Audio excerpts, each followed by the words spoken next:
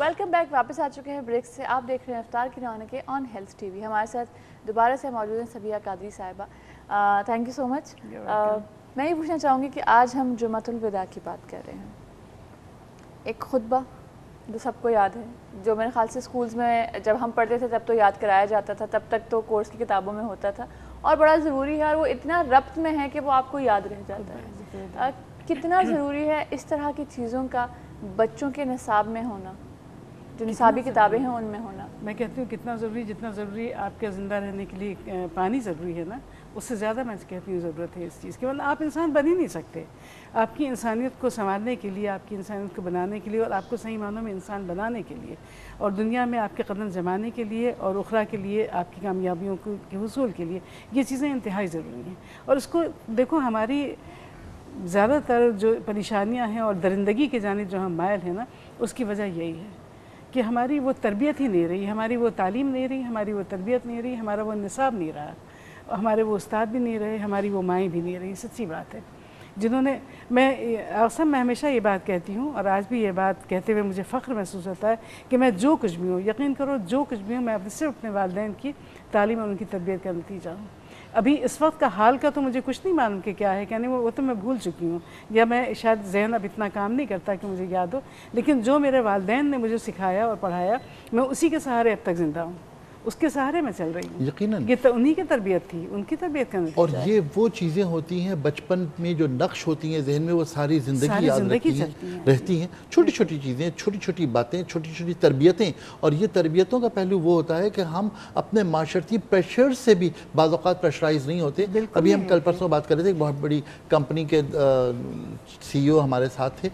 وہ 1.25 سال بڑے بھائی کی اس طرح عزت کرتے ہیں، میں نے جس طرح دیکھا ہے شاید کوئی اولاد اپنی باپ کی بھی نہیں کرتی ہوگی.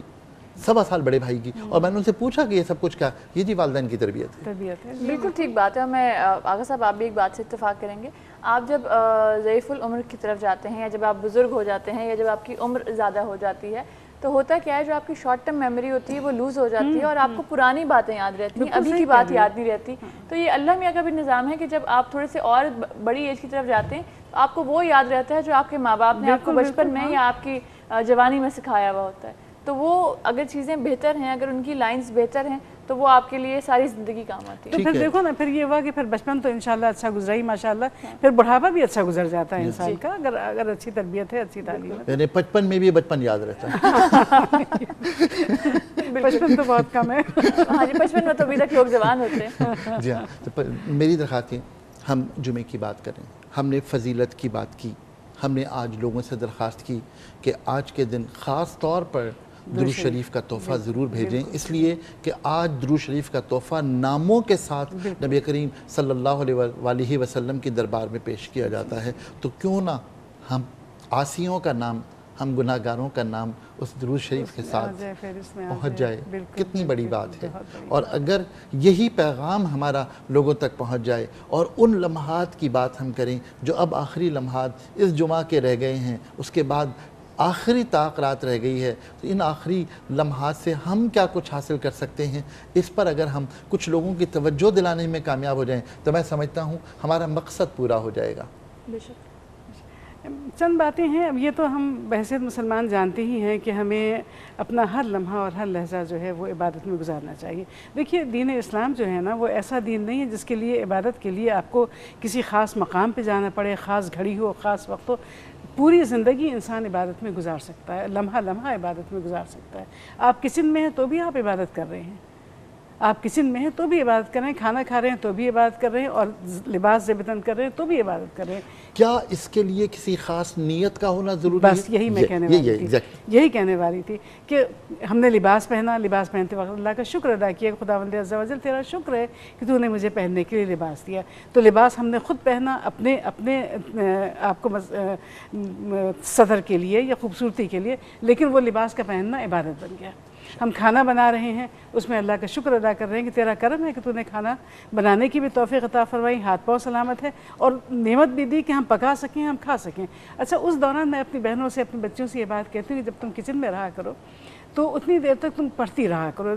यानी दुरूद शरीफ पढ़ो या कोई भी ऐसा कलिमा, इस्तिग़फ़ार पढ़ो, दुरूद शरीफ पढ़ो, कलमे तैयबा पढ़ो, जो भी आए वो पढ़ते रहो। गोश्त भून रहे हो पढ़ते जाओ, करते जाओ, और आप देखिए कैसी बरकत होती है उससे। एक तो आपको सवाब का सवाब है, बरकत की बरकत है, और इबादत की इबादत। और नहीं तो वो वाले जुमले जो ज़बान पर हल्के हैं लेकिन मीज़ान पे भारी। जी सुभान अल्लाह वल्हम्दुलिल्लाह वला इलाहा इल्लल्लाह, सुभान अल्लाह व बिहम्दिही सुभान अल्लाहिल अज़ीम। तीन कलमे ऐसे हैं जो ज़बान पर बहुत हल्के हैं, मीज़ान में बहुत भारी हैं। सुभान अल्लाह वल्हम्दुलिल्लाह वल्लाहु अकबर बहुत भारी है, यानी कि इसका सवाब बहुत ज़्यादा है।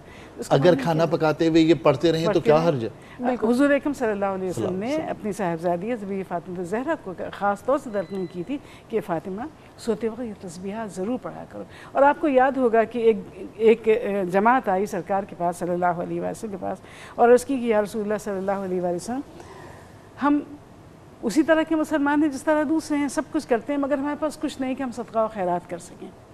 वो नहीं है कि हम कर सकें, दे सकें, दिला सकें, जी तो हमारा भी चाहता है। तो आपने ये कलमे इरशाद फरमाया कि ये कलमे पढ़ा करो तो अल्लाह ताला कुशादगी अता फरमाएगा। उन्होंने ये कलमे पढ़ना शुरू किए। वो लोग जो कुशादा पहले से थे, जिनको अल्लाह ताला ने वाफिर दिया था, उन्होंने भी सुन लिया, उन्होंने भी पढ़ना शुरू कर दिया, मज़ीद कुशादगी हो गई। तो जब उन्होंने शिकायत की कब, तो वो तो और ज़्यादा तमंगर हो गए, और ज़्यादा वो बेहतर हो गए। तो मेरे नबी ने जवाब दिया कि जिसको अल्लाह देना चाहे, तो ये तो बड़ी अच्छी बात है। देखो वहाँ सवाब है, यहाँ उसकी उसरत भी दूर हो रही है और तमंगरी हासिल हो रही है, यहाँ गिना हासिल हो रहा है, सब कुछ इन कलमों से हासिल हो रहा है, सब कुछ इन कलमों से हासिल हो रहा है। इन कलमों का विर्द करना कितनी खूबसूरत बात है, और मोहतरमा की बात कितनी अच्छी है, कितनी आपको जो तरबियत दी जा रही है। अगर सिंपल एक खातून खाना पकाते हुए भी इन कलिमात का विर्द करे तो कितना अच्छा हो, बरकत भी आएगी, गिना भी आएगा, तवंगरी भी आएगी। नाज़रीन, हम इस मौके पर जाएंगे एक छोटे से ब्रेक पर। ब्रेक के बाद हमारी एक मेहमान और हमें ज्वाइन करेंगी, और उन्हें आप हमें हमारे इस प्रोग्राम में पहले भी देख चुके हैं। हम जा रहे हैं एक छोटे से ब्रेक पे। हमारा प्रोग्राम है इफ्तार की रौनकें। Stay with us.